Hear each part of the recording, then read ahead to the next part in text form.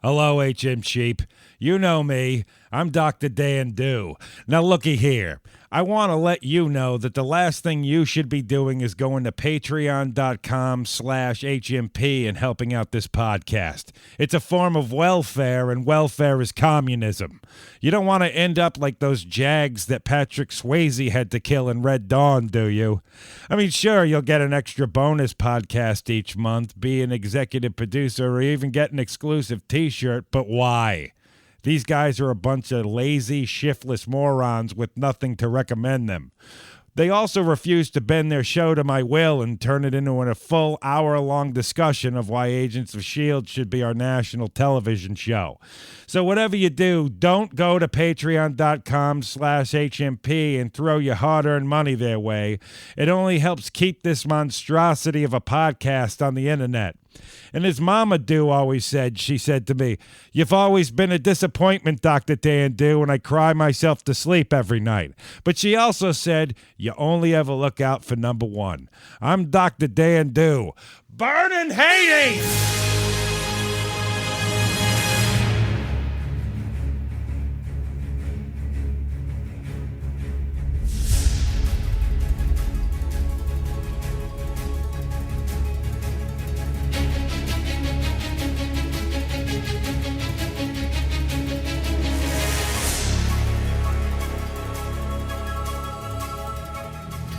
Ladies and gentlemen, welcome to Hero Movie Podcast, your greatest source for superhero movie discussion in the multiverse. I am your host, Adam Portrais, and I'm joined as always by Sean Keenan. Heidi would like to know why Gwyneth Paltrow got better billing than Donald Glover in this movie. Good question. And of course, Bruce Leslie. I'm a prickly pear, and I was the captain of the academic team in high school, but we didn't wear dorky blazers like they do in this movie. We had cardigans. I would not doubt that you were on any sort of decathlon of any sort, Bruce, but you're a smart fella. And you're smart if you downloaded this episode, because guess what, everybody? Spider-Man has come home to the 21st century. We are now inside of Marvel Studios. And did they do a good job? Did they botch it? What happened? That's what we're here for, everybody. And we really appreciate you guys coming along on board here. Before we get the show started, though, we need to check out the old iTunes here, because we got a brand new iTunes review, everybody. It's 5 stars, a.k.a. Humdinger. A humdinger. This one comes to us from Jaybird06410. Good enough. Yay. And it's entitled Lots of Fun. I discovered this podcast from Preacher Podcast. Very nice. I've been listening to podcasts for a number of years, and I was disappointed that I didn't find this sooner. It's a great listen for folks who know the subject and do the homework to present the information, and it is a fun podcast. Great job, guys. You do. You make me break open my comic collection that I had not looked at in years. Well, thank you so much, man. We really appreciate that, and we appreciate everybody that goes down to the iTunes, gives us a 5-star review, a.k.a. Humdinger. Humdinger. And makes us happy, makes us excited. Now, we do have an email, but we're going to hold that for a little bit later, because it has to do with the movie that we're reviewing today, which, of course, is Spider-Man Homecoming. And I think I could. It's a little early as we record this, but my guess is this is probably going to win the weekend at the box office. What do you think? Where does it stand now? 120 million? You're a good guesser. You're a really good guesser, Adam. You know, I don't like to make bets, but I'm betting this is going to be numero uno. That's just It outperformed that Baby Driving movie? Well, Baby Driver is in its second week, but. Yeah, that's also a solid movie. You should see that movie too. Yeah, it's great. So as long as there's not much music in it, I don't really like music. Well, I got some bad news. Not a fan of music, says I. I prefer stunned silence. The only two things I don't like are music and cars. Can I go see that? Well, I love Mike Myers jokes. Oh, well, there you go. Well, perfect. I think you're set to go then. All right, everybody. Keep going. I can see me after the gag with the Mike Myers mask. I just stand up and say, "Thank you, everyone. I am done." Throw away my popcorn and leave. He's very decisive, that Bruce Leslie. He likes what he likes. He likes what he likes. And then he's going, baby. Going. So let's get into it, man. Here is the trailer for Spider-Man Homecoming.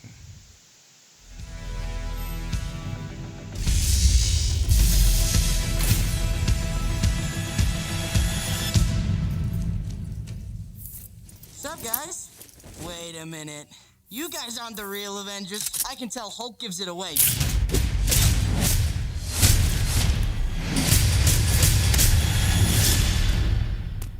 Oh, that was awesome.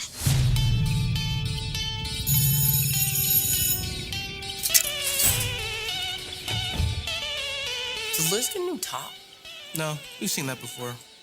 Never with that skirt. Should probably stop staring before it gets creepy, though. Too late. You guys are losers. So, to become an Avenger, are there, like, trials or an interview? Just don't do anything I would do. And definitely don't do anything I wouldn't do. There's a little gray area in there, and that's where you operate. Oh. All right? That's not a hug. I'm just grabbing the door for you. All right, kid. Good luck out there. Listen, I know school sucks. Peter, you still with us? Yeah. I know you want to save the world. But you're not ready yet. You're the Spider-Man. No, I'm not. This is just a costume. This is... You're on the ceiling. Stay close to the ground. And stay out of trouble.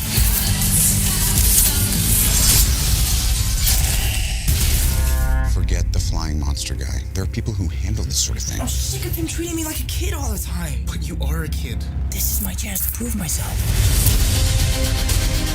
Peter, what is going on with you? I'm really sorry. I'm so busy. I'm slammed.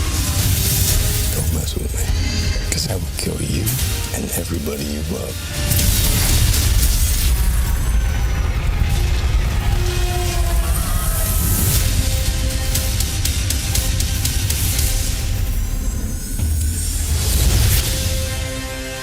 All right, everybody, that was the trailer for Spider-Man Homecoming, our new release review of this week. Here's the IMDb plotline. As we know, IMDb always 100% correct in everything they say and or do. Several months after the events of Captain America Civil War, Peter Parker, with the help of his mentor Tony Stark, tries to balance his life as an ordinary high school student in Queens, New York City, while fighting crime as his superhero alter ego Spider-Man, as a new threat, the Vulture, emerges. This is directed by John Watts, starring Tom Holland, Michael Keaton, Robert Downey Jr., Marissa Tomei, and more. And for those of you new on the show, we have a little thing we like to call our comic book connection here. Bruce, give us our comic book connection for Spider-Man Homecoming. People know it's the comic book connection by the stinger. Oh, shoot. Yeah, that's right. Where's that stinger? Hey, guys, Adrian Toomes is the Vulture. Now, you may or may not know this, but the Vulture was the first costumed villain Spider-Man ever faced. I can just picture it in the early 60s when Stan Lee said to himself, you know what would really move books? Story about a teenager beating up an old man. And thus, the Vulture was born. Yep, one of the most characteristic traits of the Vulture is that he is an old man. Someone figured out pretty quickly that that was kind of a weird thing, so they came up with a guy named Blackie Drago, a younger fellow who became the Vulture. And you may be interested in knowing that Brian Michael Bendis specifically asked for Blackie to be drawn to look like Jason Statham in the Ultimate Comics. He apparently didn't find the same success with his dream casting on this one as he did with Nick Fury. Now, readers revolted against Blackie Drago and cried out, "Give us back the old man. We want to see a sextagenarian flying around in bird wings." So I always thought they could have probably carried the Vulture metaphor a little bit further and had him subsist strictly on a diet of roadkill, but that never happened. My first choice for Vulture casting was always George Burns, but alas, the media icon passed away before it could ever come to be. Now, I was not at all dissatisfied when rumors were swirling about Malkovich as Vulture, but yet again, that never came to be. Adrian Toomes spent a lot of time in prison. He was a member of pretty much every incarnation of the Sinister Six. His daughter became a S.H.I.E.L.D. agent, and he kidnapped Betty Brant at least once. In the comics, he has always been more of a bridesmaid than a bride or even a maid of honor. So I had to ask myself, how does one make the Vulture carry a movie as the lone villain?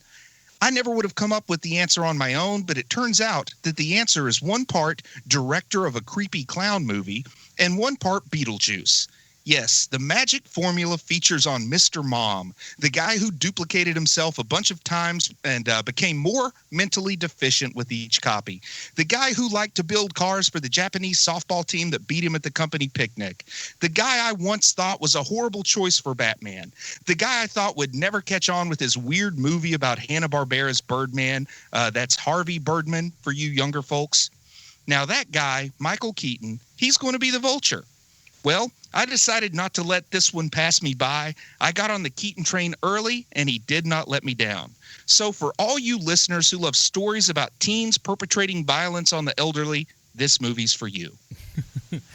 All right. Now, let's get into it. Now, just for the new listeners and everything, we do want to let you know in advance that on this show, we do spoil everything. So if you have yet to see Spider-Man Homecoming, you may want to stop here. But my guess is, if the box office is any indication, probably pretty much everybody that's listening to this has seen it, right?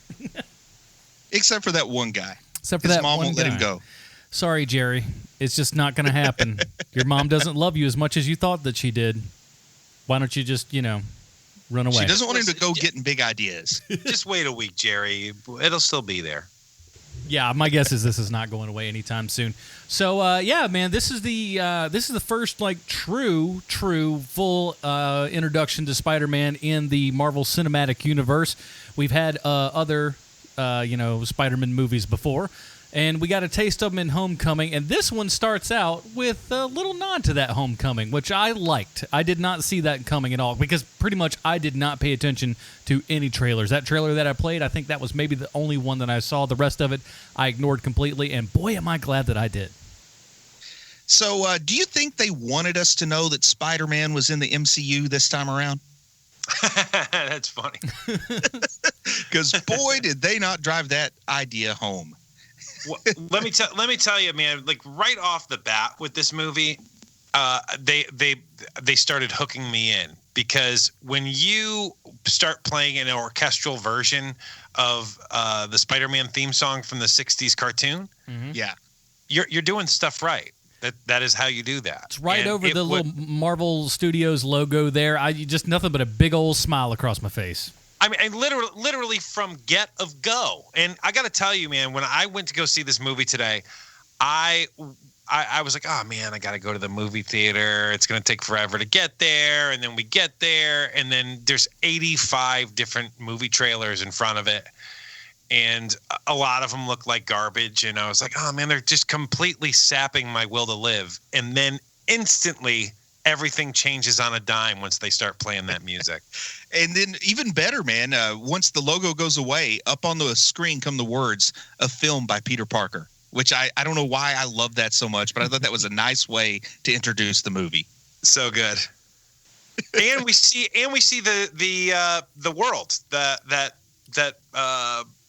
globe, the I don't know what that is. Is that the Daily Bugle globe? What is that? When he's looking out the window in the car? It'd have to be the Daily Bugle. I would think so. There's that giant structure that is the Earth. I mean, it's a globe of the Earth, and when he's looking out the window, you see it.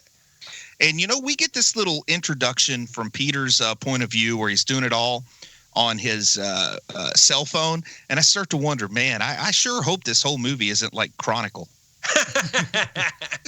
Because that would have been weird if they made this whole movie just Peter Parker's, I guess, perspective from Captain America Civil War. That would have been very funny, though.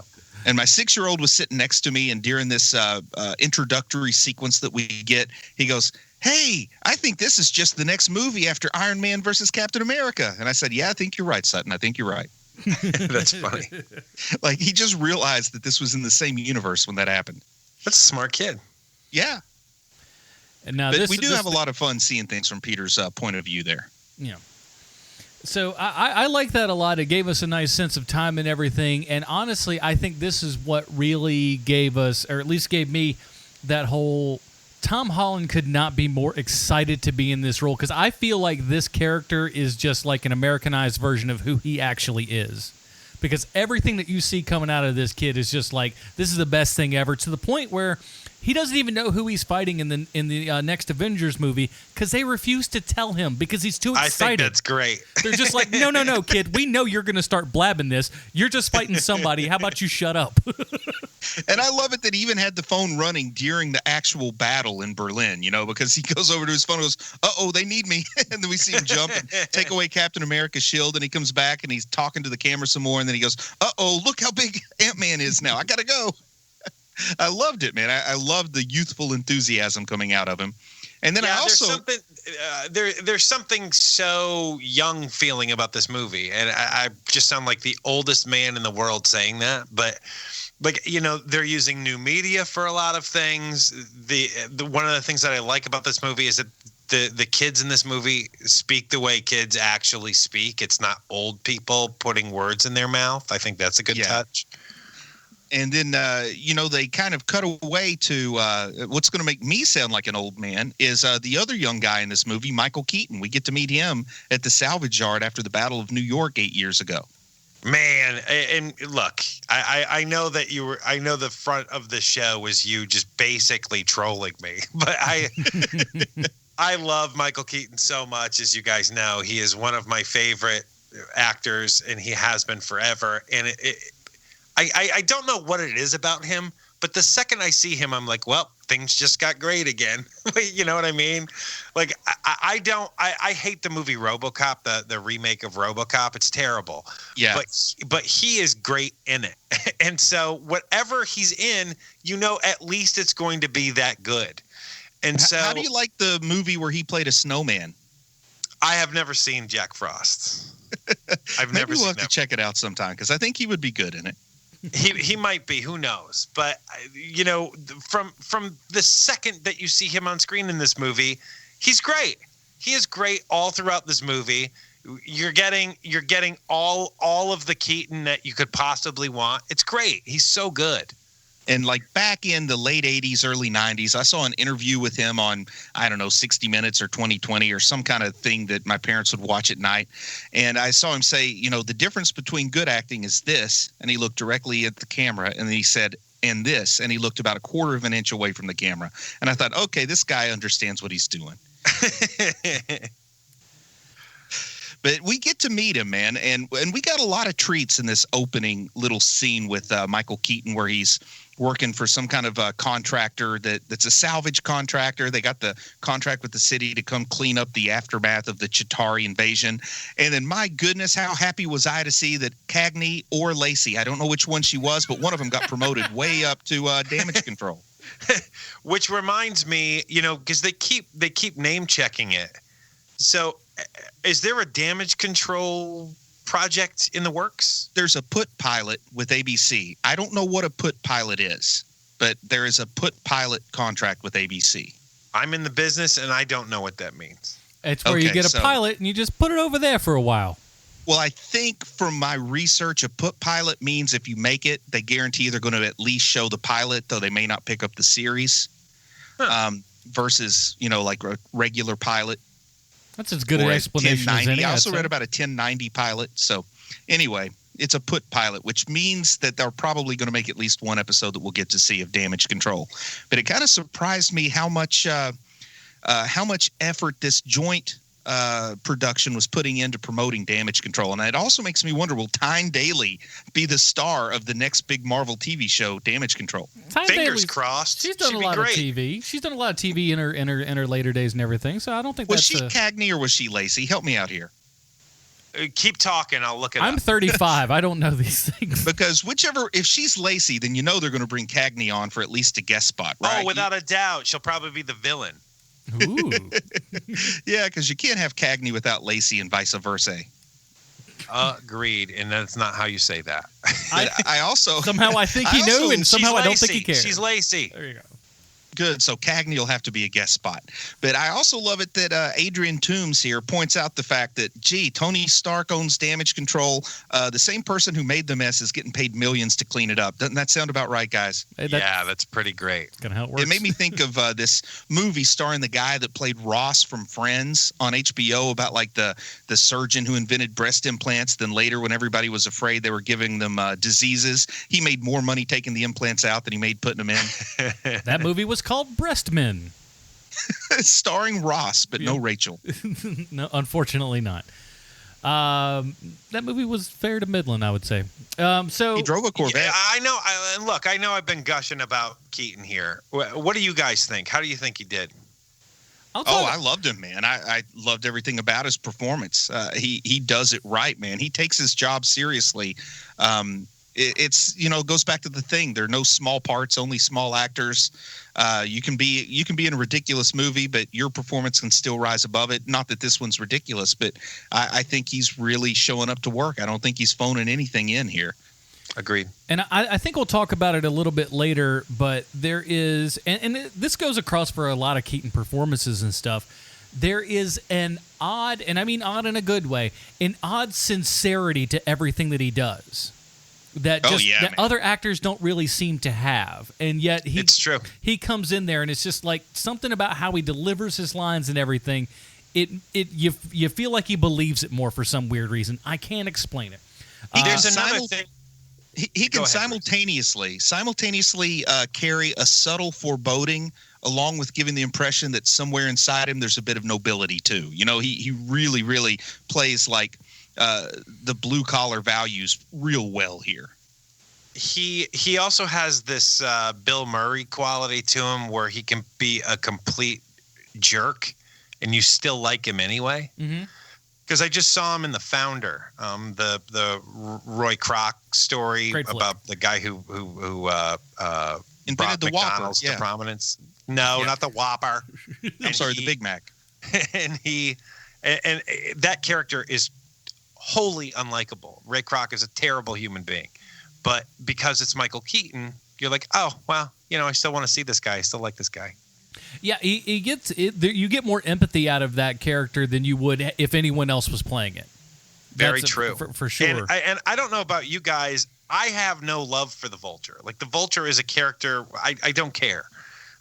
He's never been a Spider-Man villain where I'm like, yes, the Vulture. This is a Vulture issue. Great. Yeah, I tell anybody, I've honestly thought that at the root of the character is that sort of conceit, the humor that he's this really old guy. Like that makes it funny because I can't think of many other villains, particularly villains that single out teenagers that are like these old bald-headed guys, and I always kind of thought that's what worked about him. That's why I thought Malkovich was going to be like perfect casting back when Raimi may have been doing a fourth Spider-Man, but Keaton brings something very different to the Vulture than what I expected, and I love what he brings. I'm going to fly through the air as a vulture.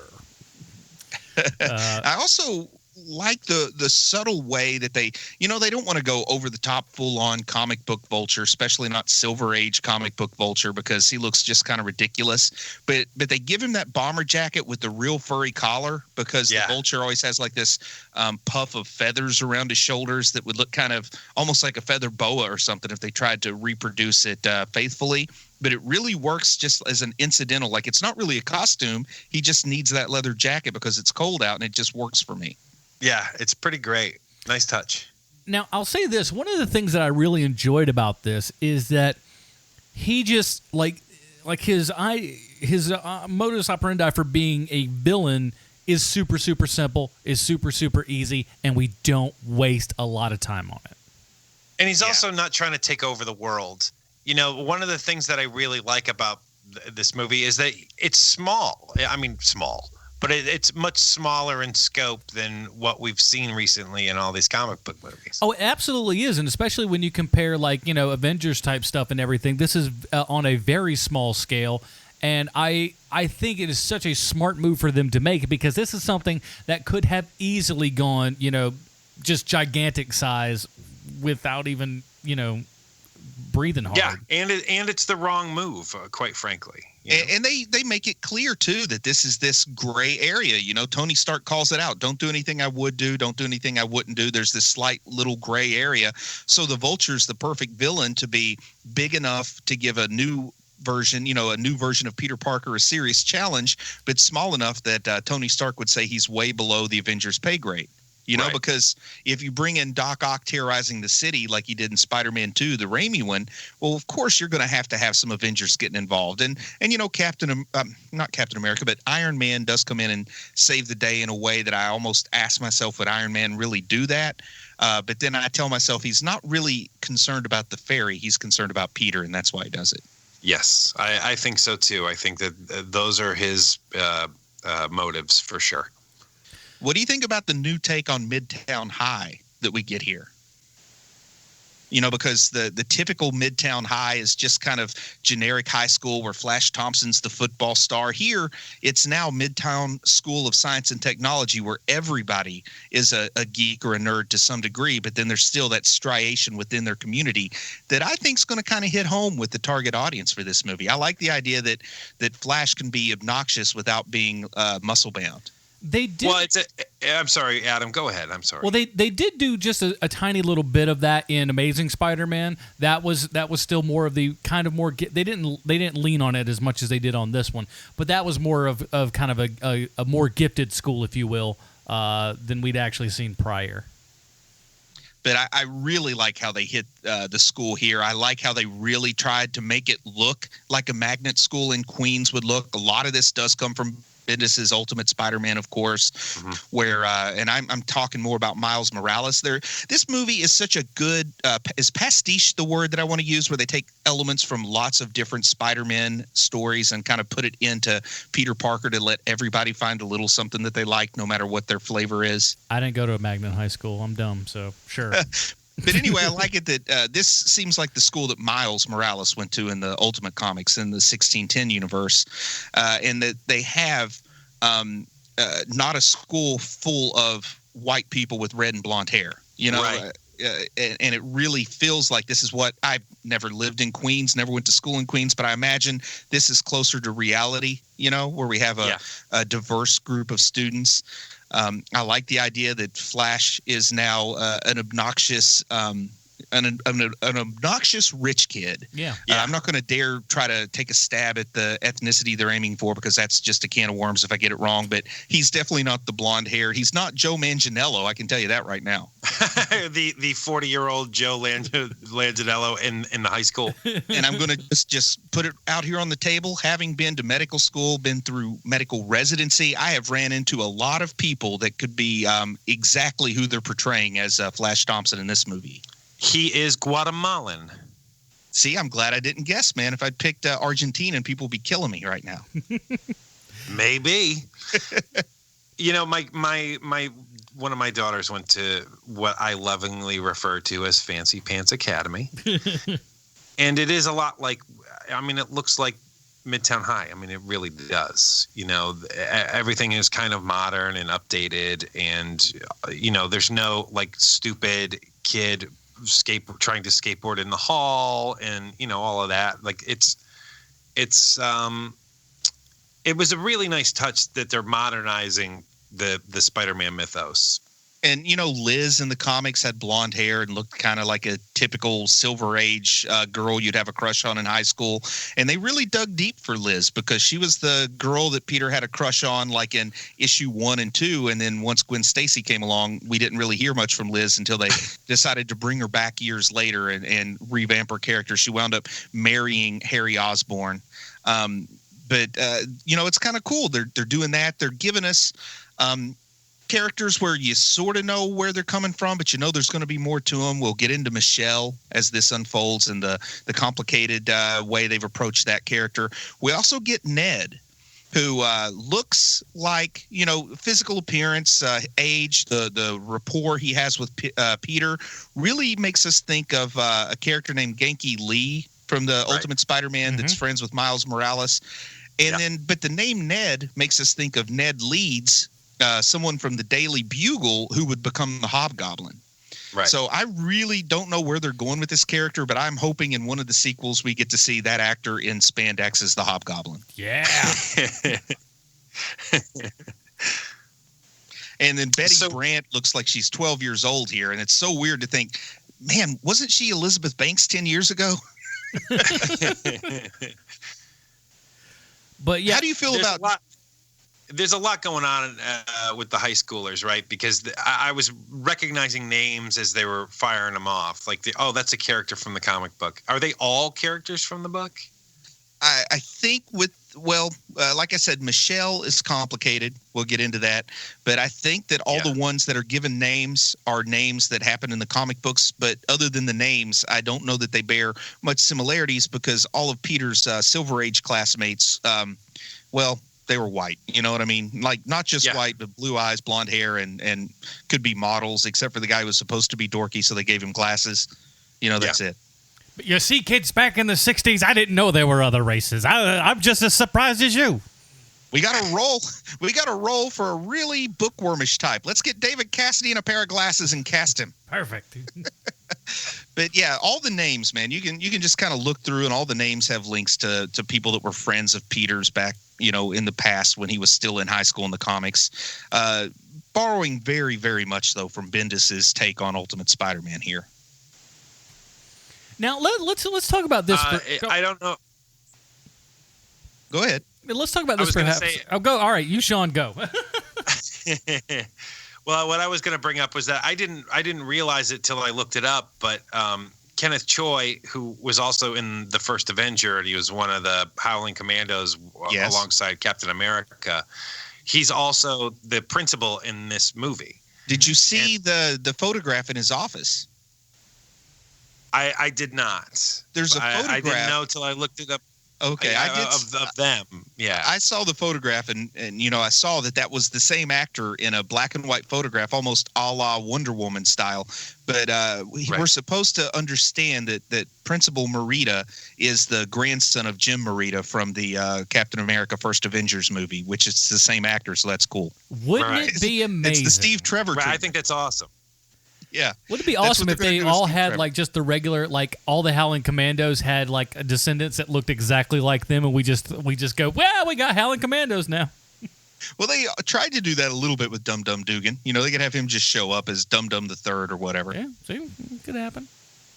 But I guess the action, I'm watching the movie and I'm kind of liking what I'm seeing, but I'm starting to worry a little bit because it feels like, okay, I like the introduction to Keaton, and it was kind of interesting to see all the footage on Peter's phone from when he went to Berlin, but I feel like the rehashing stuff, and then we're not really seeing much with Spider-Man, and then the ATM scene happens, and I'm starting to regain my enthusiasm for the movie, because I will be honest, early on I was a little bit worried that maybe this movie wasn't going to live up to expectations, because it felt like it was taking its time getting started. I thought it was fine. I mean, I like kind of going through. This is kind of our third reboot here, and we're just trying to hold on as best we can and not repeat the same stuff, which I think is an awesome thing, that we're not repeating stuff over and over and over again, because that got old really fast. But I do like the ATM scene was fun, where he got to take on the Avengers. Yeah, now see, and that was the cool part too, and that was another thing that I like about it, and where they're really starting to get the Spider-Man character correct, where it's him really just trying to learn stuff. Do I lean on it this way? Would it be kind of a good thing for me to say? How do I approach this? So he's learning on the job on how to be a superhero, and I kind of like it. Yeah, there's a bunch of really nice touches like that where, even though he knows his power set now, it doesn't mean that he's perfect at being a superhero. And they show you that he's not the greatest superhero yet. Like, I love that. Nice touch. Tons of power, but not a real good idea of how to use it or when to use it. I do like when he attacks the guy that's just trying to get his keys out of his car that he locked in him. I like that one. And then, oh, man, everybody's yelling at him. What a great scene. And that's when Stan Lee pops into a window, which you could clearly tell was not on location, but still fun to see Stan anyway. James Gunn directed, I can tell you that.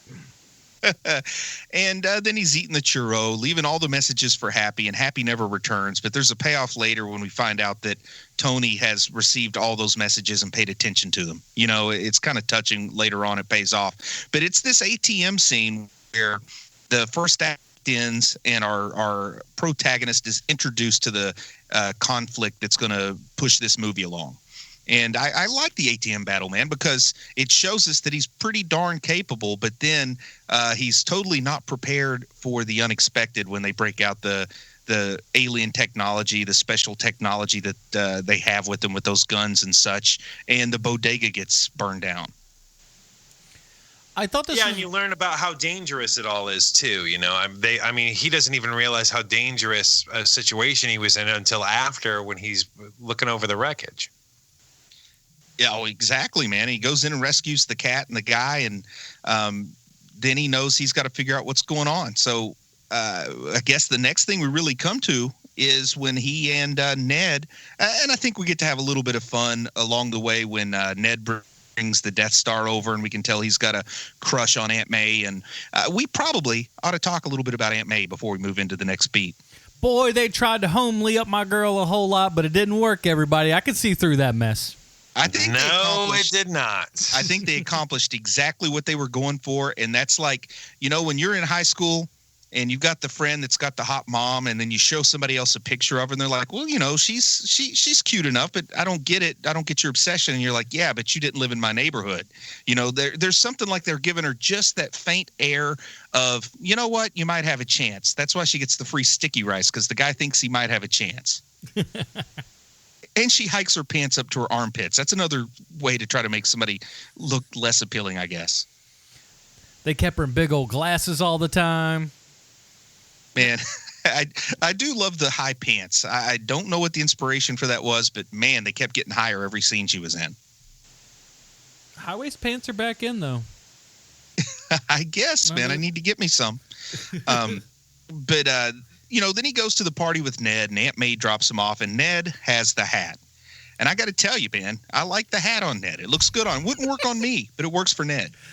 Come on. You telling me that you would not have been the guy at the party with the hat? Nobody likes the hat guy at the party.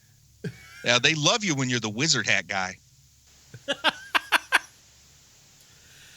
But God, I love Ned. Ned is a fantastic addition to this thing, and I love with the suit and everything. I love how the suit functions. This is something that I was a little bit worried about, it being, you know, kind of a Stark thing and stuff, and going to have some sort of we knew some sort of technology to it. And I won't get to the more, you know, advanced stuff till later, but just the fact that when he pushes a button, how it just slides right off of him. I thought that was such a cool, neat thing that we'd never really seen before. And as we get introduced to the suit a little bit at a time, even before the full capabilities are unlocked, I'm thinking, well, people are going to have feelings about this suit. They're either going to love it or hate it. Nobody's going to just be like, that suit was there and I rolled with it. You know what I mean? Because this is starting to get pretty far afield from what we're used to in a spider suit. I can't believe I liked it as much as I did. Because I was afraid. I'm like, I love the fact that, you know, Peter goes through, he makes his own webs. This is what this kid does, and to have a suit with a whole bunch of technology in it, I was a little bit afraid of that. I didn't know that we'd go as far as we did, and ultimately, I can't say that I hated it. I'd still like the regular one. Here's the weird way I approached it, or how I felt about it. I thought, you know what? I like this just fine, but I don't think Spider-Man needs all this, but it doesn't bother me. But then it started to bother me because I knew there were going to be a lot of people who complained about it. And even though it didn't bother me, the fact that I was going to have to hear people complain about it bothered me. So that's a weird meta realization to have while you're watching the movie, but that's sort of where I stood with it. If I could watch the movie in a vacuum, I'm cool with the suit, but I was worried about how much I was going to have to hear other people whine about it. Sean, do you whine about the suit? No, I don't. That's good. No, I don't. I love the suit, actually. And I think that it makes sense that Tony, you know, it's going to get a pass from the fan base because Tony made the suit, you know, and having that, we're skipping way far ahead here, but having that whole, the whole bit about how, look, the suit doesn't make you, you make the suit. Right. Like that's, And they did the smart thing, like you said, we're getting ahead of things, but they did the smart thing by taking that suit out before the climax. Mm-hmm. And but the next big I mean, when you're watching the trailers for that movie, it doesn't really make sense that he is just wearing, his homemade Spider-Man suit until you're watching the movie, and then it makes complete sense because he shouldn't have to rely on all of Tony Stark's technology in order to save the day. As a matter of fact, it takes away from Spider-Man altogether if he does save the day with all of that tech. And not to mention that his homemade suit is a major bit of fan service to Scarlet Spider. I mean, he looks like Scarlet Spider when he's in the blue hoodie with the red suit underneath. I mean, that is a way, like I said, they've found a way to kind of give us Miles Morales, Peter Parker, and Ben Reilly all in one Spider-Man here. That pastiche idea. Mm-hmm. Now, I'll say this. I said it during Civil War. It's even more so here. I love the eyes. The eyes that we finally can see Spider-Man emote and be able to do things and not have to worry about taking that bloody mask off. And there's a scene where he's wearing the mask. In any other Spider-Man film, he would not be wearing that mask, and they kept it on him, and I love it. Man, I also loved it when they show us how ill-suited Spider-Man is for the suburbs when he's going out to find that initial arms deal going down out in the suburbs, and he like throws the web up and it just flies off into the sky, and he goes, oh crap, and we see him jogging as fast as he can through a golf course while the sprinklers kick on. I loved it.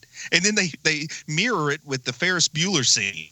I thought that was a lot of fun there, showing him in the suburbs. I've had to hear that joke from stand-up comedians all the time. It's like, it takes Spider-Man out of the city. I'm like, okay, all right, we get it. And then, like, some of them, I literally saw some of them on Facebook going, I'm bringing back that joke because of this. I'm like, God, it's a crap joke to begin with. Don't torture us more with it, please. But I never heard him say, like, he attaches his web to a treehouse. It falls out. He lands next to a pup tent with little girls in it and scares the crap out of them. I mean, they did it right, okay? I agree that it could be a hacky premise, but I thought it was fun. It was and they fun illustrated here. it. My point is it doesn't work in stand-up. I think it's like that one bit where you can never make a Hot Pocket joke anymore. Yeah. Because that well has been killed, and I think that this movie has killed that joke. Yeah, you'd think, but I've literally seen people going, I'm gonna break that joke back out again, and I'm just like, no. What's the joke gonna be? Hey, did you guys see that Spider-Man? You remember when I talked about this 3 years ago? Ugh. Yeah, I want to break out the Hannibal Buress, Bill Cosby jokes after seeing this movie. Did you guys see that Hannibal Buress paid people like a dude $500 to be his double and go to the Spider-Man premiere, and every single person there bought it? Who was the double? Was it Cedric the Entertainer? Like, was it somebody that looks nothing like him? No, it was like a dude. He paid some dude like $500 to go to the Spider-Man premiere, and there were actual news outlets and stuff that interviewed quote unquote Hannibal Buress and put him through the. Well, people are so dumb. Oh, man, I knew this guy. He doesn't live in Huntington anymore, but I knew this guy that looked remarkably like Aziz Ansari. And Aziz Ansari did a show in Huntington, and this guy went to it. He saw him, told him to stand up, and said, after the show, get your pictures with this guy. I'm not sticking around. That'd be awesome. Oh, man, but that was my friend Zubair. Shout out to you if you're listening, Zubair. But anyway, he stumbles on to this arms deal going down where we get our first appearance of Childish Gambino himself, Donald Glover. God bless Donald Glover. Been trying to get into Spider-Man stuff for so long. And he finally got it. You know why he wants to be in it, though? I mean, Bendis has credited Donald Glover with being part of the inspiration for Miles Morales. And the weird part is that he is part of the Miles Morales universe. I mean, he's playing Aaron Davis in this movie. And Aaron Davis is Miles Morales' uncle. And later on, we'll hear Aaron Davis, Glover's character, say, oh, my nephew lives in that neighborhood. I don't want anything going down there. So, my son's excited because he thinks that definitely is telling us Miles Morales lives in Peter's neighborhood. Which it kind of is. Anyone else think that we were going to get like some sort of like I thought for sure that'd be an end credits thing.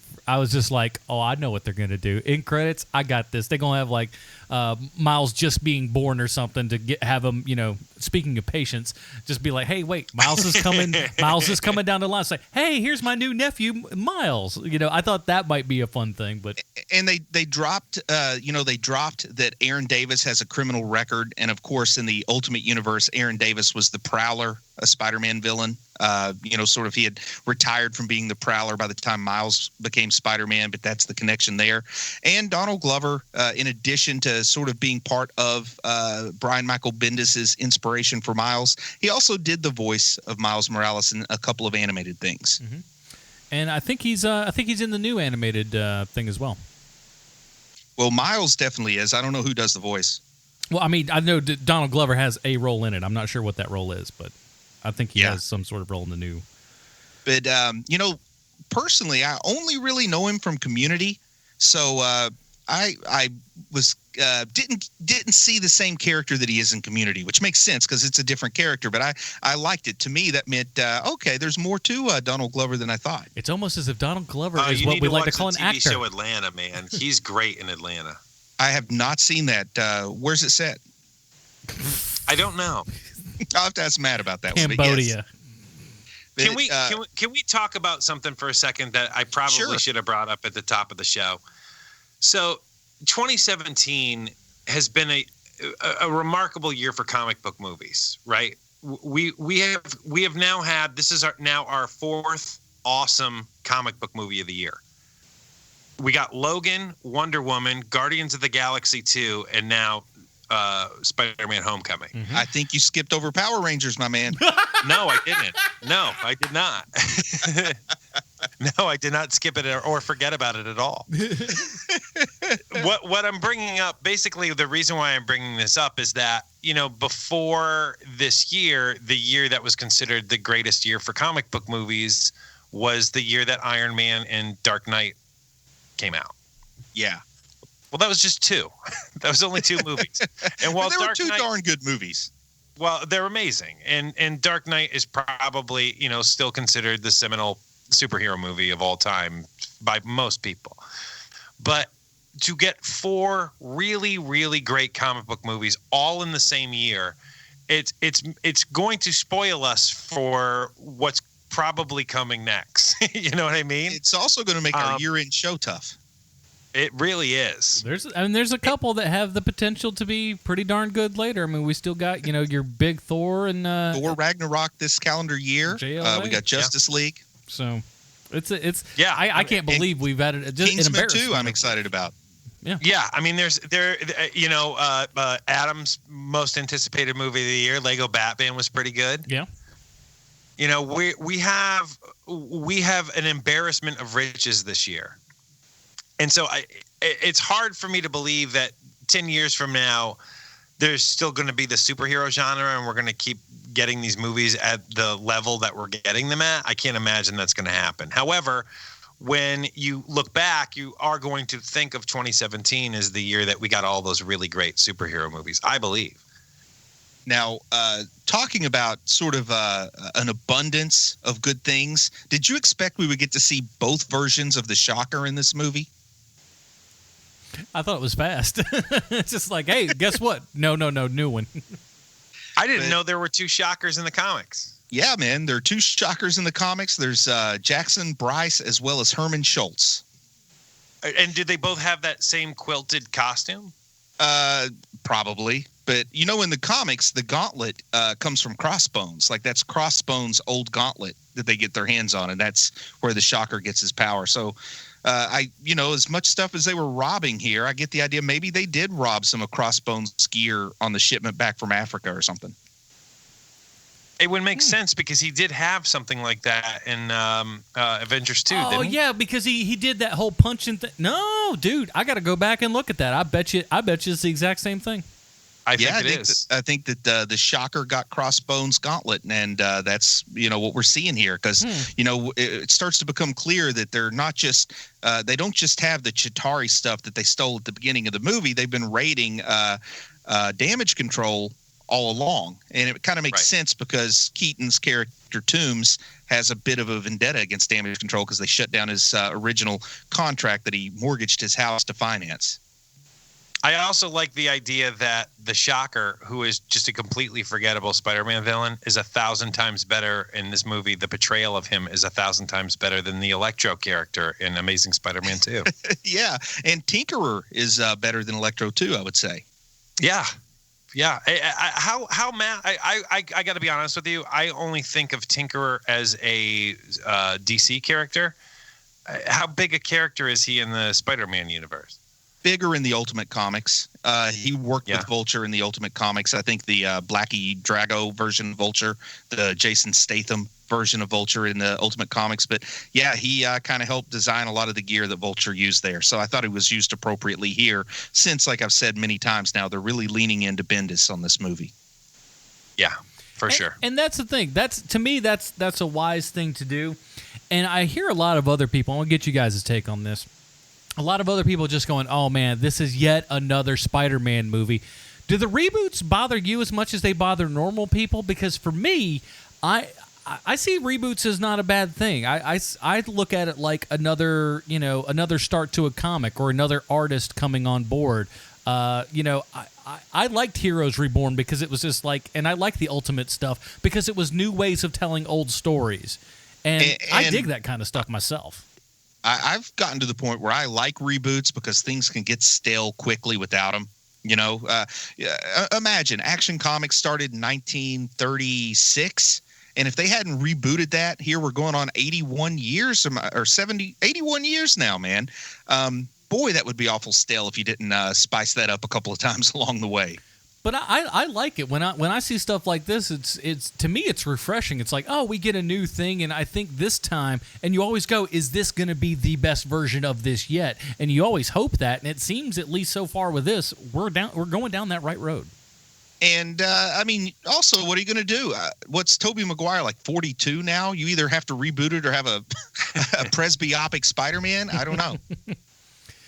For me, it's about who is doing it, who is making the new version. Because there was nothing about Amazing Spider-Man that really made you go, wow, that is, they are knocking it out of the park. I mean, don't get me wrong, there are some very good things about Amazing Spider-Man, the first one, and even the second one. There's some neat moments. The costume was really good too.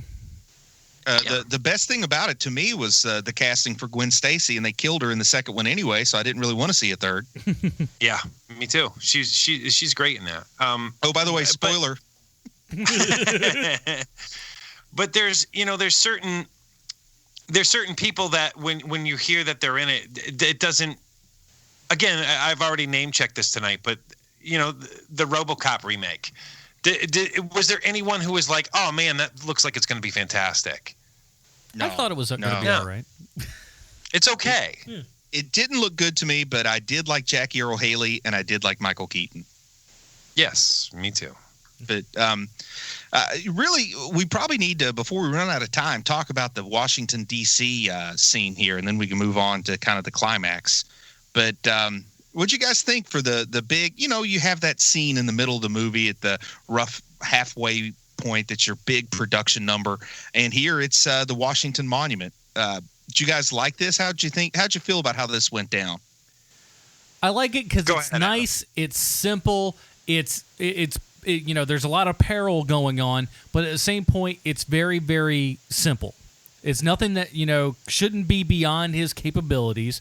But it's still at the same time, he's new. He's never climbed this high. He doesn't know how to get up there fast enough because, the Spider-Man that we all know would just kind of slingshot himself up there. He doesn't really do that. He just is still like climbing and climbing as fast as he possibly can. It doesn't have all the beats worked out that a seasoned superhero would do. And I think that plays so well. And I love the fact throughout this entire thing, Spider-Man is not perfect. And it works so well. And when he gets up there and he's afraid of how high he is, that's another beat from the Miles Morales incarnation of Spider-Man, because early on that was a conceit of the characters that we had a Spider-Man who was afraid of heights, and how's he going to deal with that? And we get just a little touch of that. Like I said, they've given us Ben Reilly with that homemade costume. Of course, we've got Peter Parker and we've got Miles Morales both tangentially, and we got a little touch of Miles and Peter here when we see him afraid of heights. And I think it was just a lot of good stuff put together. We got his classmates in peril in the, in the elevator in the monument. We got that really stone-faced elevator operator. I love how she says, "Don't worry, all the safety functions all the safety mechanisms are functioning." Then we get to hear the artificial intelligence say they're absolutely not functioning. Love it. Here's the other part to that whole entire scene is that it is Spider-Man's fault that they are in that position in the first place, because they were walking around with basically a bomb. Yeah. That's him. He's the one that made all of that happen. If he doesn't take that away and give it to Ned doesn't put it in his backpack, that doesn't happen. And so there's a really great, it's like I was saying earlier, it's really great that he's just not very good at this yet. And they give us a couple of scenes where they potentially could have rehashed things that have been done in the past, and then they decide not to do that.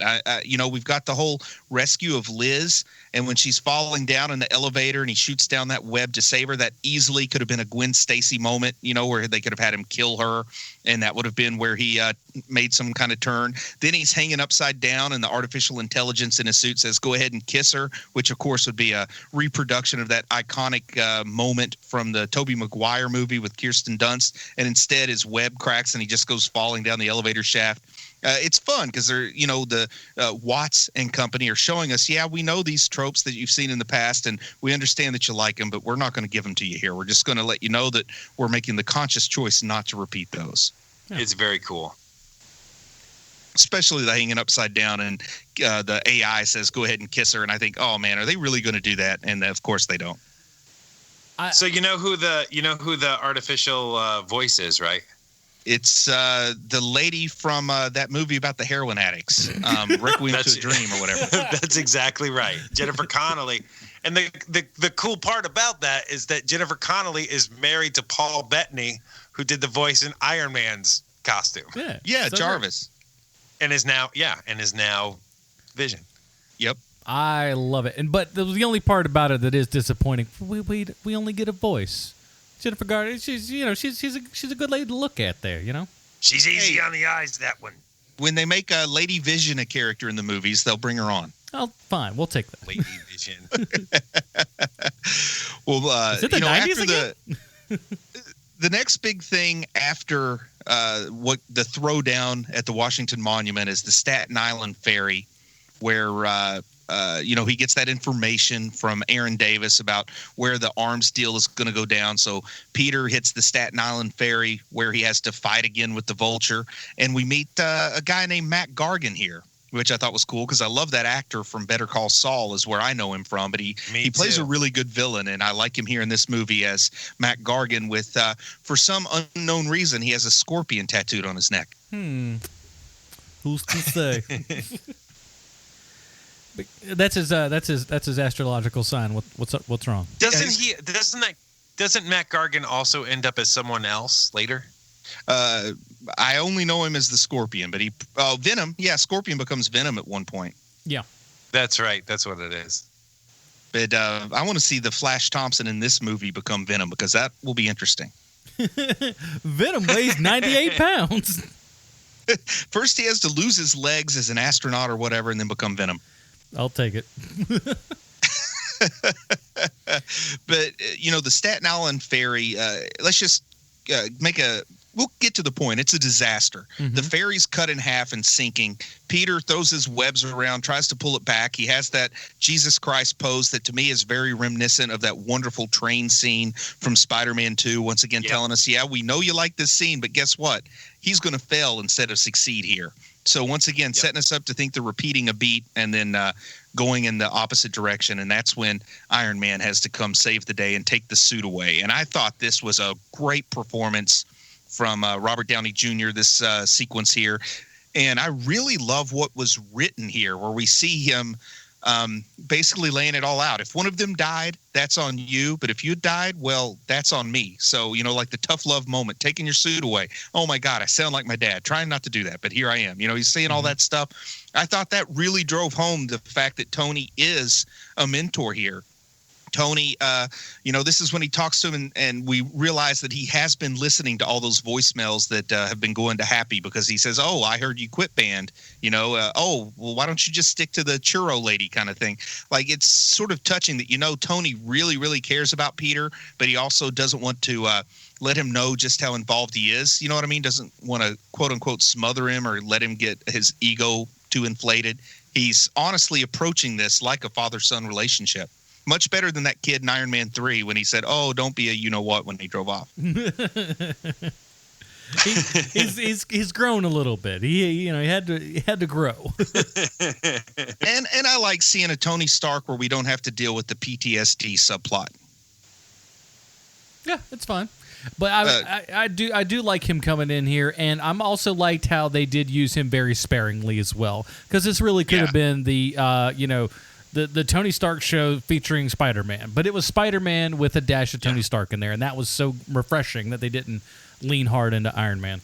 And I also feel like it was also a really smart move. It's also a really smart move to have Jon Favreau's Happy character, so you have the presence of Tony without actually having Tony there. Mm-hmm. It's a really smart move.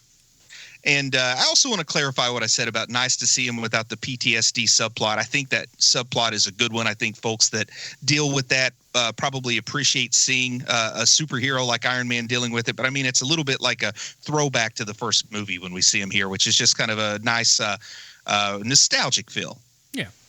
I think it's just like, hey, look, there's a character that we all kind of know and love, and he's a fantastic bridge from the cinematic Marvel Cinematic Universe and bringing this one into it as well.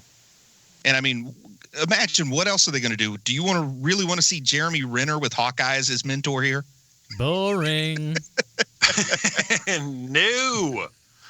Oh man. But anyway, this means that we also get to see Peter go back to just being a normal kid for a while. We get to see him, he's getting involved with school again, getting involved with his friends. Seems like he's not in trouble anymore with the principal. He even gets a date to homecoming. And, oh, man, I did not see the climax of this movie unwinding the way it did. I mean, I got to admit, man, I'm impressed with how they caught me off guard here. And part of that was the creative casting that they did here, and knowing that a lot of folks still have a certain Hollywood mindset that a person of color will have parents of color. But of course, we know in the real world that's not always the case. Mm-hmm. And when we find out who Liz's dad is, I'm like, wow, this is cool. It was so nice because it felt like it was a true surprise. I will say that I usually don't like that kind of thing because, I mean, my saying for this, it makes the universe smaller. But in this case, it was perfect. Because how else are they going to make this climax come together like that? They're the two strangers. Peter's hung up the suit. This is the perfect way. And man, if it did not have almost like, I don't think horror movie is the right feeling, but like a thriller feeling, like Sleeping with the Enemy, the calls coming from inside the house. Like all of a sudden he is there with the guy that he knows is the bad guy and he can't do anything about it. And he's got to try to keep his composure. And then in the ride to the dance, when it starts to click with Toombs and he figures out who Peter is, I will say that I think he connected those dots a little too easily, but it serves the story purpose. I don't know. Do you guys think he kind of figured that out a little quicker than maybe he should have? Maybe a touch, but at the same time... He knew who he was instantly when he walked in. Yeah. I didn't think he figured it out to the car ride when Liz started saying, he disappeared at the party. Man, he knew it instantly when he walked in the door because he recognized him. Recognized the voice? But no, he recognized... He wasn't unmasked at the ferry. You're talking about... No, Peter knew who he was. Yeah, Peter had videotape and everything. Peter knew who Toombs was, but Toombs figured out who Peter was a little conveniently. You know, because Liz goes, at the party, you were only there for 2 seconds and you disappeared. And Toombs thinks, the night of the party's when I met Spider-Man. And then, in Washington, when our lives were saved, Peter wasn't on the elevator. And then he goes, and Spider-Man was on the elevator. You know, it's we love to make fun of how dumb people are about not figuring out secret identities. But here I'm going the opposite direction and thinking maybe he was a little too quick on the uptake here. But the voice probably put him in that direction. I like it because ultimately that car scene is fantastic, and that's where, like, I mean, I'm already on board and a big fan of Keaton, but this is where he like really drove it home. Is sitting in that car and like just having the gun just outside of the actual view of Peter and everything, and the lecture that he gets. Oh, so good. And it was the perfect, burning the boats on the beaches scene, when the conquistadors came and burned the boats on the beaches. So they had no choice, either conquer this land or die trying. Mm-hmm. And they're both completely vulnerable. Now Peter understands that Toombs knows who he is, knows everything about him. He's completely vulnerable. And Toombs knows it's the same way the other way around. If one of us lets our guard down, the other one can just hammer us. So we have to eliminate. One of us has to eliminate the other before this night ends. Right. I mean, it is the perfect end of a second act, picture perfect way to convey that point of no return that throws you into the third act. I love it.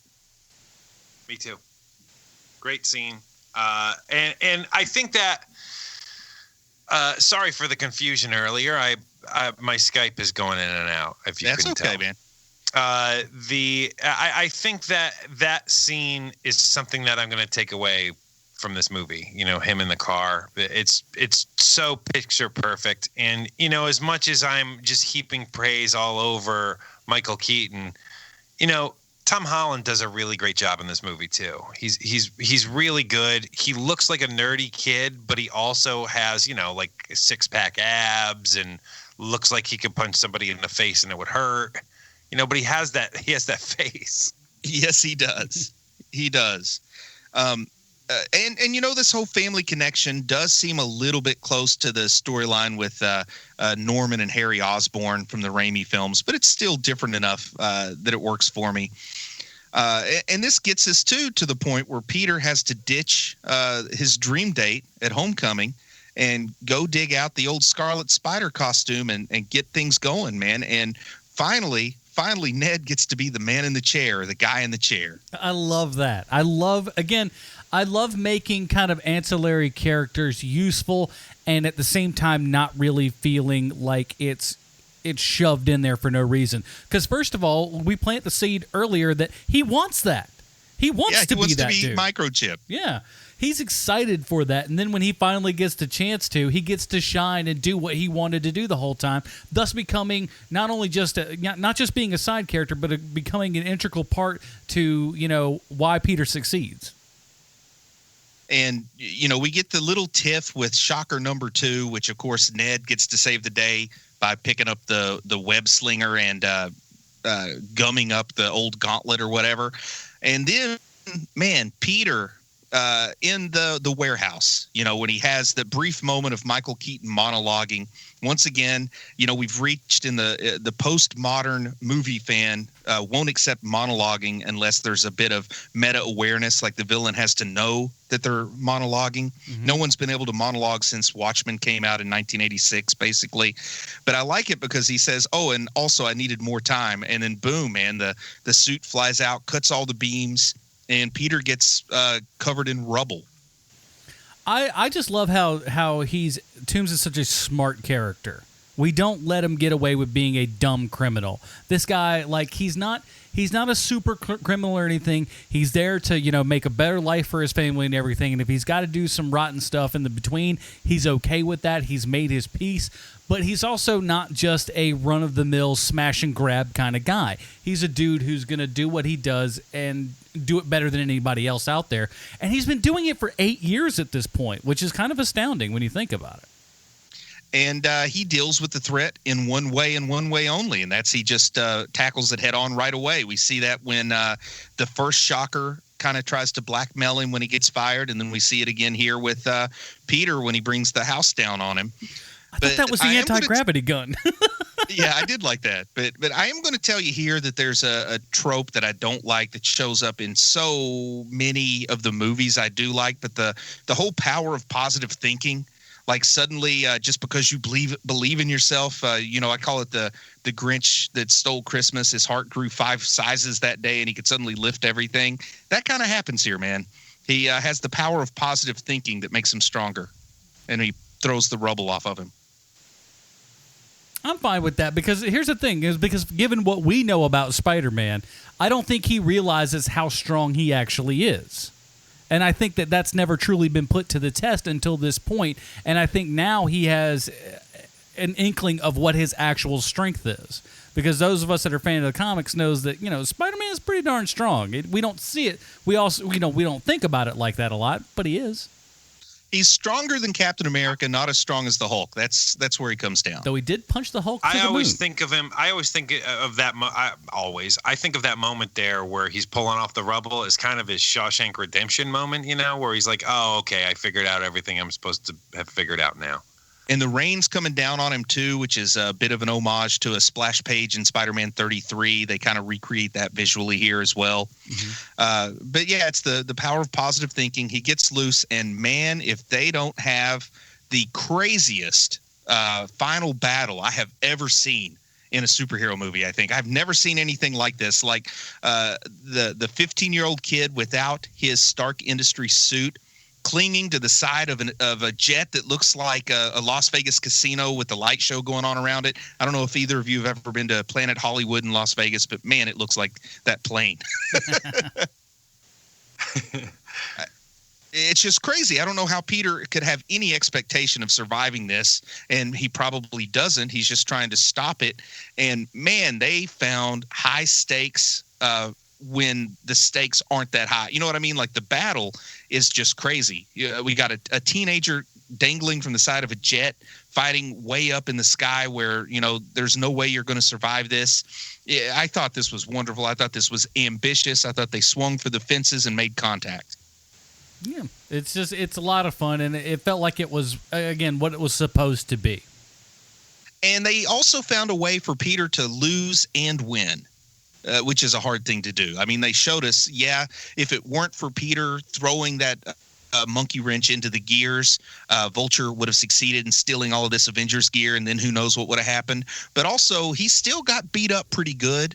He still did not come out feeling like Rocky at the end of a Rocky movie here. He barely survived, put the little note, managed to save Vulture's life, put the little note on him that says, "Sorry about your plane. Here's that Vulture guy, your friendly neighborhood Spider-Man," and went off to Coney Island to sit atop the cyclone and mope a little bit.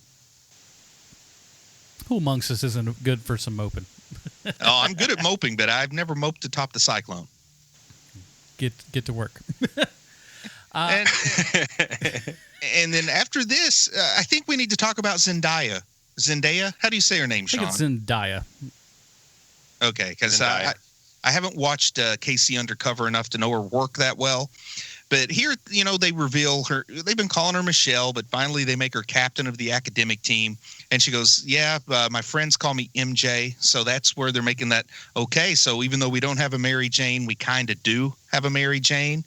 But what did you guys think about Zendaya in this movie? There were a lot of times where she really felt tacked on, but they kind of, I guess, have let us know that she'll be a bigger part in the future. What do you guys think about her in this movie?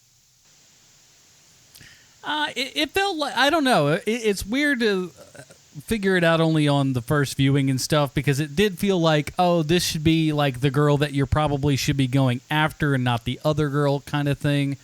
But I don't think, it didn't feel like we got enough out of the character to really make a solid guess.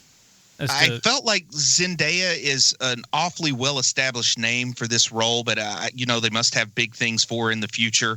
And the vibe I got from her really was Ali Sheedy from The Breakfast Club, and then later I read where Watts had said that's exactly what he was going for, was Ali Sheedy from The Breakfast Club. So, he succeeded there, I guess. But I do love the things that she snarked at all. But when you hear Zendaya has been cast in this movie, I mean, we expect her to play the Liz role, don't we? That's what I thought. I mean, for all the hullabaloo. What was that, Sean? I think that the second movie is going to be her big movie because this movie's all set up for two. You know, we already know who the villain's going to be. We already know that she's going to like have that, oh my God, you're actually beautiful. Because when you see that girl in real life, she does not look anything like that. Right. And I've also, I have watched some Casey Undercover with my kids, and she is, I mean, it's Disney Channel sitcom level action star, but she does, do fighting and stuff on that show. So I think she is capable of doing a little bit of action. I believe we're going to see that. It'd be, I mean, if they're playing with the roles here, they've already told us that her name is Michelle, but we're going to call her MJ. Maybe she'll even, like, her middle name will be Felicia, and we'll find out she becomes Black Cat or something. That'd be cool. I think we had there's a gal who's in there who may, I got to look this up because I think my brain done forgot it. We got the Betty. I thought there was a Felicia in here. I could be wrong. I didn't see a Felicia, man, but who knows? She might have been somebody like the Asian, the young Asian woman on the academic team or something. Who knows? Anything's possible here, and I like that because they're keeping us guessing. But I love this scene at the end where Happy comes to the bathroom, which is, always you got to make that obvious joke. What's this 40-year-old guy doing standing around in a boy's bathroom? But takes him up to upstate where they've moved the Avengers headquarters, which is, a nod to the secret Avengers in the comics, the post-Civil War that were in upstate New York. And he breaks out what I call the Spider-Man 2099 costume. Once again, now we're getting a little bit of a Miguel O'Hara nod in this movie because I thought that looked kind of like a Spider-Man 2099 costume. Other people said maybe it's a tip of the hat to the Iron Spider that we saw after Civil War in the comics. To me, it felt like both. It felt like an Iron Spider 2099 kind of combo-ish sort of. That's the idea. It's just giving us nods that we're going to give us every version of Spider-Man in this Peter Parker to kind of give everybody what they want. And I like that. And I also like that, he turns it down, thinks it's a test, and as soon as he's gone, the door opens, Pepper comes out, and it's just full of media wondering where this guy's at. Real media, not bloggers.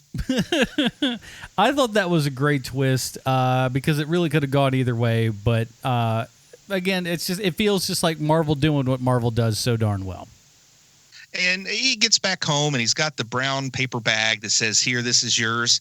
And he opens it up and there's a spider suit. And for the sequel, I think what we're going to get is it's just going to be the spider suit. It'll probably have the web, the web shooters built into it. It'll probably be made from like a Kevlar weave or something so that it gives him a little bit of protection. But I don't think we're going to have any of the other components built in. I think Tony's decided that he needs less in his suit to achieve more.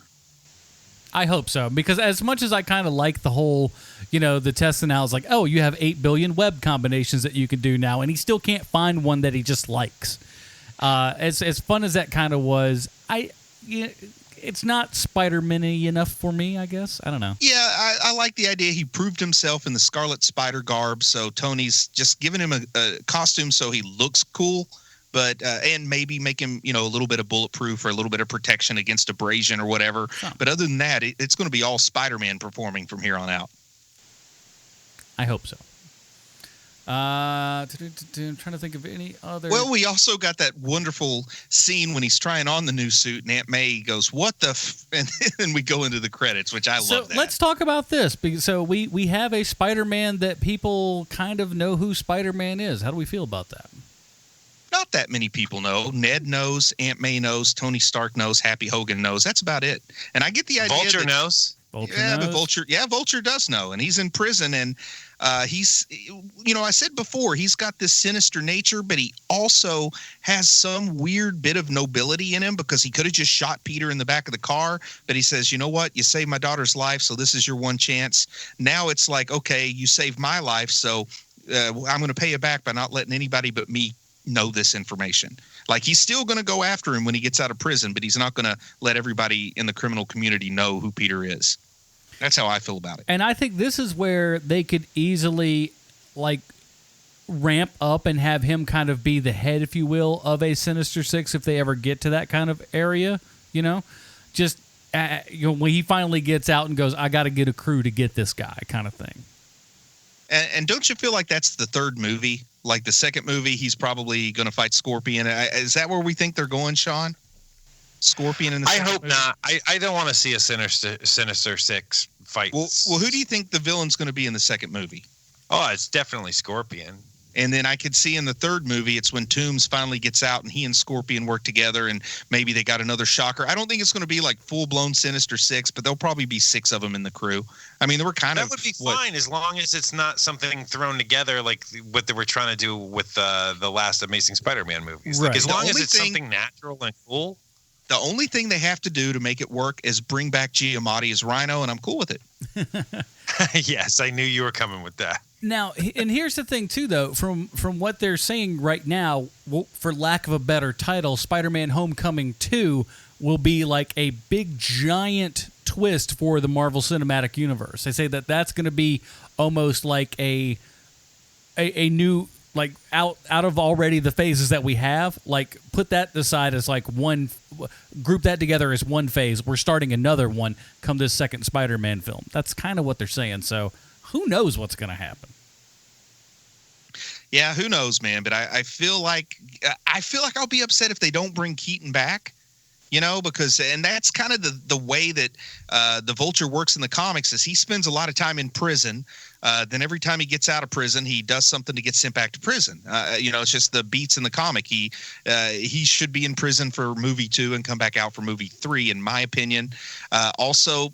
There's always the gimmick that worked with the Vulture too. Every time he went to prison, he told somebody about his secret, and then like there would be wannabe vultures out there. Like there was this whole team called the Vulturions, started by funny enough, a guy named Pigeon started the Vulturions. That's how Blackie Drago got to be Vulture, as he found out about Adrian's secret while they were cellmates in prison, and then got out and stole his equipment while Adrian was still locked up. And then this Clifton guy actually mutated himself to be part Vulture. And you know, earlier in the movie we saw the guy with like the light brown colored mohawk in the background. Mm-hmm. That's what Clifton kind of looks like in the comics, the one who mutates himself into a man Vulture. And here's the thing though, I think even if I want to see more Keaton, don't get me wrong, but even if we don't, even if he's a one and doneer, I think it's been I thought it was a great story, great arc, and if we never see him again, yeah, it's not going to be the best, but I think he did pretty darn well with what he had. Yeah, I agree. But I would like to see more, don't get me wrong. And also, I think it's more important to make a good movie than it is to have the right villain. Indeed. You know, if they've proven that you can make a good movie around Vulture, they can just put their hand in the old popcorn bag and pull out a random rogues gallery, which there's a large, as long as it's not Paste Pot Pete, I'll go with just about anything. Yeah, Spider-Man has just one of the really great rogues galleries out there, and I think that they can definitely play into that as much as possible.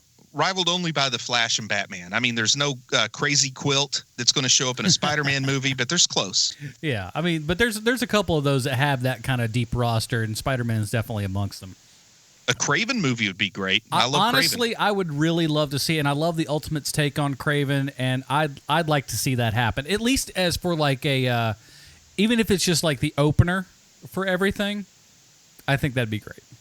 And I would even be up for a Blackie Drago version of the Vulture in one of the later movies if they could get Statham to play the role. And he'd have to be a bit part. He wouldn't be the main villain, but he'd be a supporting character just so that we could see that go full circle with Bendis. He does have some time. You never know. Well, also, but something we always know around here is that this comic book movie in some way or form relates back to our good friend Sylvester Stallone. Well, thank you, Adam. I have a prepared statement. Oh. Marissa Tomei plays Aunt May in Spider-Man Homecoming in a bit of stunt casting so nutty that if you saw she was playing Aunt May 10 years ago, you would have laughed and thought to yourself, well, that's absolute crap. Who wrote this stupid article? But she is, and she's great. And even though she used to date Robert Downey Jr., she's a pro and doesn't let it get in her way. Because I can't imagine being on the Downey train in the 90s was an easy train to be on, what with the drugs and the drinking and the unfortunate hair. However, her most trying times would come in 1992, just after she won the Academy Award for My Cousin Vinny. Okay, now please keep in mind that everything you're about to hear is absolutely true. After Marissa Tomei's Oscar win for My Cousin Vinny, a bunch of film critics, the most notable of which being Rex Reed, believe a conspiracy theory that Tomei hadn't actually won the Oscar and that Jack Palance, who was presenting the award for Best Supporting Actress, had read the wrong name off the teleprompter. You know what, HMPers? That is an amazing crackpot theory. If there were a Hall of Fame for crackpot theories, this one would be in the Grand Hall. And it goes like this. Palance, being an older guy, wasn't wearing his glasses and ended up reading the wrong name because Tomei's name was the last listed alphabetically. Who else was nominated, you ask? Well, Judy Davis, June Plowright, Vanessa Redgrave, and Miranda Richardson. I recognize most of those names. To add fuel to the fire, Palance had already clearly been drinking. Add that to the fact that Palance was crazy bananas, and you can see how some people would think he turfed the job. When asked about this theory, all Tomei will say is, it's hurtful. And I get it. Is it so out of the realm of possibilities that she won by talent that it makes more sense she won accidentally? What are you, a monster? Tomei has been in a lot more than I gave her credit for, and I already gave her a lot of credit. In 2015 alone, she worked on 5 different projects, and she signed on for 4 more projects after Spider-Man Homecoming. So the lady is working a ton, and she should. She's a solid actor, and from what I hear, she's very easy to work with, which is a good thing when you're working with someone like Sylvester Stallone, who, if he chooses to, can make a production very difficult indeed. Now, way back in episode 3 of HMP, I mentioned that Richard Gere believes Stallone is responsible for the gerbil rumor. That happened because Richard Gere got chicken grease on his pants. Seriously. Because Gere got chicken grease on Stallone's pants. Stallone got Gere fired, and Gere believes to this day that Stallone started it. Stallone denies it, but I want to live in a world where Stallone is the originator because that is a world that has way more magic in it. Think of the rumors that might have started about Marissa Tomei if Stallone had a problem with her. But Marissa Tomei is a joy to work with, so no such rumors exist, even though they both worked on the 1991 movie Oscar, where Marissa Tomei plays Stallone's daughter, Lisa Provolone. Now, we've talked about this movie a lot over the years, the latest time being our retro review of Raimi's Spider-Man 2. And man, what a great show that ended up being. Bruce was terrific as always. The Stallone connection was solid. And even though Adam gets crushed a lot on this show about his work ethic, he was also on that episode. Now, I don't know if I've ever said this before, but I don't know why Oscar gets so much hate. It's not a bad movie. Yeah, it's not my kind of comedy, and it's dated, but it's not the horror show everyone makes it out to be. So there you have it, HMPers. This week's Stallone connection. Now, Gargan and Shocker, let's review Spider-Man Homecoming and prepare ourselves for the upcoming nerd war, because trust me, there is about to be one between the people who think Spider-Man 2 is a far superior film to Spider-Man Homecoming and vice versa. Oh, my goodness. Well, hey, if my sources are to be believed, Marissa Tomei is kind of into guys that look like me. Short, stocky. Well, you're not bald. I'm not balding, but I'm willing to shave the front if I'm ever single again. Yeah, there you go. Well, let me keep those options open, buddy. Yeah. Marissa Tomei. Now, here on Hero Movie Podcast, we got a little something different. We're not like other podcasts. Oh, no. We don't have letters or numbers or whatever, stars. We don't do any of that garbage when rating films. We have something that is called the patented Robin rating system. Now, to find out exactly how that breaks down, why don't you head on over to facebook.com/Hero Movie Podcast. Give us a like while you're there. We're almost up to 2,000, and you'll see it right there on top of the screen. So let's get down to it. Bruce, where does Spider-Man Homecoming land on the official HMP Robin rating system for you, sir? Well, there's a temptation when a movie is really, really good to call it great. And also, people think you're being negative when you say something is really good but not great. I think it's positive to say a movie is really good, really, really good. And this movie is really good. But for me, this movie is a Tim Drake. People are going to think I'm slamming on the movie because I'm giving it 4 stars instead of 5. There were just a few things that didn't sit as well with me, but I love the movie. I've seen it twice. There's nothing, you can't find any bad time watching it, but it just quite doesn't make Dick Grayson for me. Okay, Mr. Keenan. I am afraid to give this a Dick Grayson because I need to put some distance between me and this movie. I never want to have what happened on episode 1 of Star Wars happen to me again. So I am right now tentatively giving this a Tim Drake because I think it's a very good movie. It might be a great movie, but I'm not going to know until there's some distance. And that's what the year ends for. Yeah. For me, I feel the same way, but I'm just gonna go. I'm gonna take that leap right now. Having only seen it once, I still want to see it again. I'll see it probably once more in the theaters and of course home video and stuff as well. I'm gonna take that small leap. I'm gonna go Dick Grayson again. That could change. That might change if upon second and third viewings and stuff. But we've covered all the Spider-Man movies except for Spider-Man 3 on this show. And I'll be honest, I think this is, for as far as like tone goes and everything and giving me what I want in a Spider-Man movie, this does it. And it does it in ways that I didn't necessarily think that I wanted. And to me, that's when you have something special, when you go, this is what I want. And they go, okay, we're not going to give you exactly that, but we're going to give you this. What do you think about this? And you go, I didn't know that that's what I wanted, but you kind of gave it to me, and it works better than it has any right to. And I love this. I think this is the first time we've got a great Peter Parker and a great Spider-Man, because for the other two, one was good at one and not the other. We're going on 2 hours, Adam. Tom Holland. I'm just giving it. And I'd say I like it. But so, yeah, it's a Dick Grayson for me. I'm going to the top of the. Thank you, Sean. You know what? You can both sit and spin. Anyways, just for that, I guess we'll talk about what we're going to be doing next week, everybody, because guess what? As of this recording, Sean and Bruce don't know what we're doing next week. I do, though. Next week, we have something interesting. We've got a patron who has reached a level that no one else has reached at this point. He's been a solid guy throughout the entire time that he's been with HMP, and he's reached a particular level, and with that, I have given him choice as to what we watch on next week's program. Next week's program will be a movie that I don't think anyone's heard of, and it's called Guyver 2. I've heard of it. And I've seen the first one. God bless you both, because you're better. I love Richard Dean Anderson. You've got more off than most other people. So that's what we're due to. Jim Beverly has chosen for us the Guyver 2. David Hayter, man. The guy who co-wrote an X-Men movie, and most people know as the voice of Solid Snake. He was in a movie, and I part of me was like, this can't have a comic book connection, and sure enough, it does. So doggone it, we have to do it. Jim Beverly, you've won this round, my friend. So we'll see.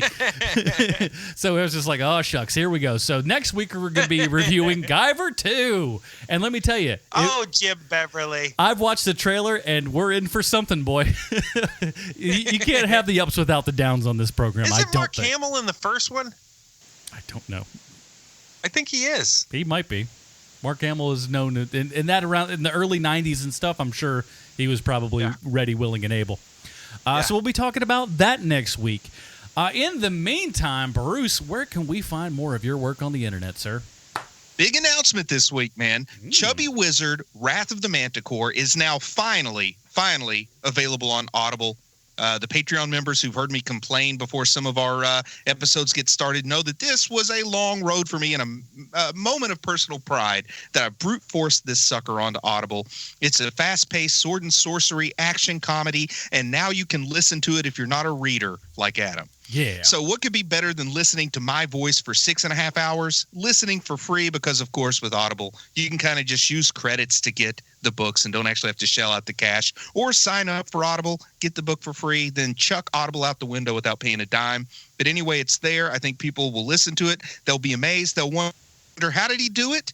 Well, the answer is I put my head in a bucket. That's how I did it. No lie. So go to Audible, download your copy of Chubby Wizard, Wrath of the Manticore. Of course, the ebook and paper book are always available on Amazon as well. We call him Head in the Bucket Bruce, we do. Keenan? How did he read it with the bucket on his head? Anyway. I had to memorize my lines before I went in. He pasted it on the inside of the bucket. That's what I call my Brando phase. Ooh. You can reach me on Twitter at Hero Movie Sean. You can reach me at our other podcast, Preacher Podcast. And I've got some big news coming up in about a week or two here. So stay tuned for that. Very fancy. And I actually do a guest spot this week on Outside the Cinema, some friends of mine. And we talk about a movie where a girl pretends to be a boy to get, an internship. And we also talk about rock aliens from another planet with Pia Zadora singing around and being crazy. They're horrible movies, and come listen to us talk about them, and that's on Outside the Cinema, so check that out as well. And, of course, you can always follow us on Facebook, Twitter, all that kind of stuff at Hero Movie Pod, and support the show, man. Be like our good friend Jim Beverly and go down to patreon.com/HMP and join in the fun. You get the pre-show, post-show, and all that kind of good jazz. So that is it, everybody. Thanks for joining us on this extra long episode of Hero Movie Podcast. For Bruce, Leslie, Sean Keenan, I'm Adam Portrais. Stay super, everybody. Goodbye, Marty and Evie. Hey, oh, let's go. Hey, oh, let's go. Hey, oh, let's go. Hey, oh, let's go. They're forming in a straight line. They're going through a tight one. The kids are losing their mind. Let's kick up. They're piling in the back seat. The generation heat. We'll take to the back seat. Let's kick up. Hey, oh, let's go. Shoot them in the back now. What they want, I don't know. They're all revved up and ready to go. They're forming in a straight line. They're going through a tight one. The kids are losing their mind. Let's kick up. They're piling in the back seat. The generate steam heat. We'll take to the back seat. Let's kick up. Hey, oh, let's go. Shoot them in the back now. What they want, I don't know. They're all revved up and ready to go. They're forming in a straight line. They're going through a tight one. The kids are losing their mind. Let's kick up. They're piling in the back seat. The generation